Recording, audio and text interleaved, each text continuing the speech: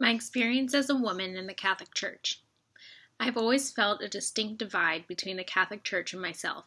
This division should not be mistaken for a feeling of exclusion or rejection from the Church, but rather a segregation within my associated ecclesiology. This perceived division is derived from the Catholic Church's traditions and policies surrounding women and the female role within the Church, a system which I find undeniably biased. While I am a proud Catholic and find such solace and peace within my faith, I do feel my role as a female in the Church is unequal in comparison to the roles of men in need of revolution. Growing up attending Catholic school, I never felt less than as a female Catholic student. Founded by Dominican nuns in 1850 and still run by the order, I always viewed women as having great importance in the Church and felt no religious separation between the sexes. I viewed Sister Claire, the head of upper school, as an equal to Father Ron, the school's priest, and never once perceived a preference for boys over girls. It was not until I became more actively engaged in my parish church that I began to see the first glimmers of gender-based bias within the Church. I grew up attending the same Catholic parish all of my life, but it was not until I began attending Sunday school that I observed a distinct segregation between the sexes.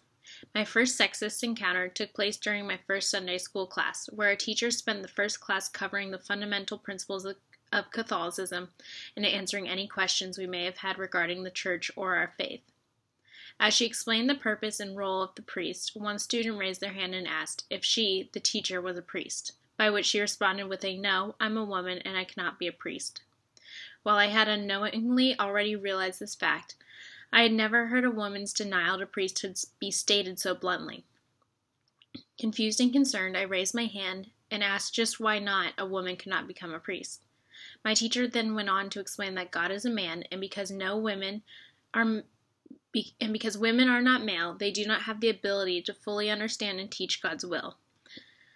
This statement was very surprising to me, but I merely accepted the fact, thinking that it was what I was expected to do and supposed to do.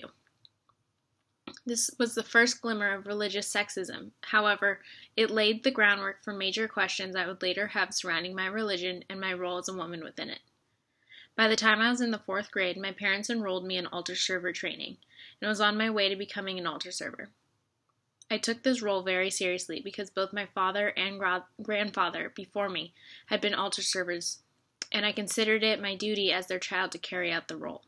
When I finally passed my training and began serving Mass, I was always assigned to the position as a book bearer. This meant that I had to hold the Bible while the priest read and hold the bowl in which he washed his hands. While I did consider this role very important to the ceremony, I definitely understood it as a secondary position to the cross bearer. With every Mass I served, I was content walking behind the cross-bearer and kneeling and praying while my partner handled the Eucharist, but did not understand why I was never assigned to the superior position.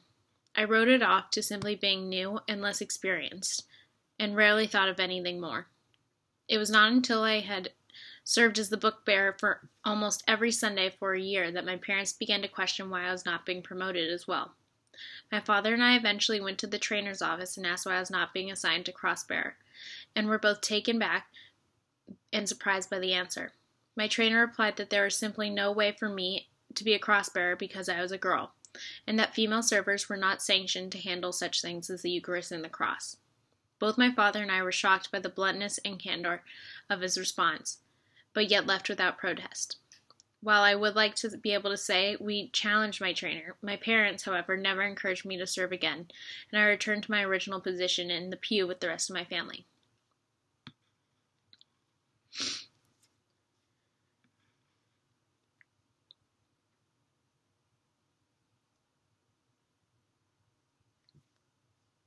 I feel a stronger and deeper relationship with God and a greater understanding for the Catholic Church.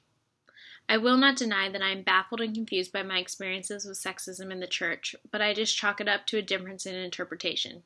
I cannot hold one's belief against them simply because I do not agree. I can only hold true to my own convictions. I do believe, however, that a core value of Catholicism is to treat one's neighbor how one wishes to be treated, and in turn, that means no man should treat any woman less than himself, and vice versa.